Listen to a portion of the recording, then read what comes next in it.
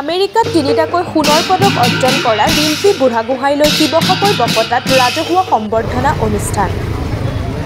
World Police and Fire Games 2025ত তিনিটাকৈ সোণৰ পদক অৰ্জন কৰা এথলীট ৰিম্পী বুঢ়াগোহাঁইলৈ শিৱসাগৰ বকতা কুনিবিলৰ দামচাও প্ৰেমানন্দ বুঢ়াগোহাঁই সমন্বয়ৰ ক্ষেত্ৰৰ প্ৰেক্ষাগৃহত বিভিন্ন অনুষ্ঠান প্ৰতিষ্ঠানে আজি সম্বৰ্ধনা জনায়। ফুটবল প্ৰশিক্ষণ কেন্দ্ৰৰ বকতাৰ উদ্যোগত কুনিবিলবাসীৰ আতিথ্য তথা বকতাবাসীৰ সহযোগত চেপন তিনিআলিৰ পৰা আদৰি আনি গায়ন বায়নে খেলুৱৈগৰাকীক আদৰণি জনোৱা হয়।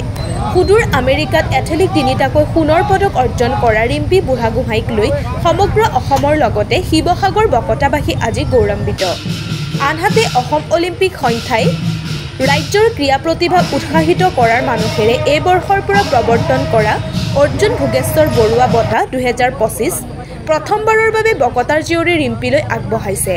অসম অলিম্পিক সন্থাৰ সাধাৰণ সম্পাদক মাননীয় লক্ষ্য কোঁৱৰে এই কথা ঘোষণা কৰে।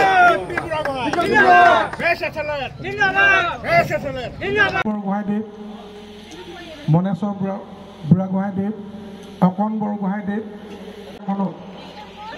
যি খেলৰ এটা পৰিৱেশ দি থৈ গ'ল, তাৰ ফলশ্ৰুতিত পৰৱৰ্তী পৰ্যায়ত কুনিবিল গাঁৱত বহুতো খেলুৱৈ সৃষ্টি হৈছিল।